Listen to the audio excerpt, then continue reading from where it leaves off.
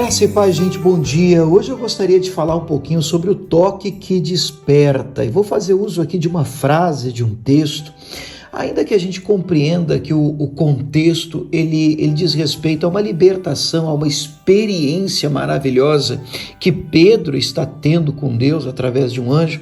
Ainda assim, eu peço licença para eu pegar essa frase aqui, que eu estou usando como tema, como título do nosso devocional, e fazer aqui de uma maneira figurada um estudo com vocês, um breve estudo com vocês nesta manhã. Vamos ler o texto? Atos capítulo 12, o verso é o de número 7, que diz assim: E eis que sobreveio o anjo do Senhor, e resplandeceu uma luz na prisão, e tocando a Pedro no lado, o despertou, dizendo: Levanta-te depressa. E caíram-lhe das mãos as cadeias. Glória a Deus, né? É um livramento maravilhoso que Pedro está recebendo, fruto da oração da igreja, de uma igreja que ora, de uma igreja que clama. Pedro estava sendo guardado na prisão, e vale lembrar que o capítulo 12 começa com a morte de Tiago e depois a prisão de Pedro. Mas lá na altura do verso 5, nós conhecemos mais esse versículo que diz que a igreja orava persistentemente, insistentemente por Pedro. Então, uma experiência maravilhosa acontece. Deus envia um anjo para livrar, tirar o Pedro de lá. E o texto que nós estamos lendo agora diz respeito ao momento em que o anjo aparece na prisão e o Pedro está dormindo, acorrentado entre dois soldados, e este anjo toca Pedro, desperta o Pedro com um toque que faz com que Pedro seja acordado, ele se levanta e toda aquela prisão, aquelas algemas, elas milagrosamente caem por terra. Bom, é nesse contexto que eu peço licença para você, para que eu possa usar essa frase, o toque que desperta. Porque guardadas aqui as devidas, proporções, quantas vezes nós não somos tocados às vezes é por uma canção louvor, mas o toque a gente sabe vem de Deus, tocados por uma palavra do pastor, por um devocional que nós ouvimos, tocados por um momento de comunhão, de devoção, de leitura bíblica, às vezes até pela internet, uma mensagem que você coloca no YouTube para ouvir e você está ali abatido, desanimado, você está se sentindo preso, ou às vezes até preso, mas preso às vezes numa prática da qual você não consegue se livrar, um sentimento do qual você não consegue se libertar, e aí então você é tocado pelo Senhor.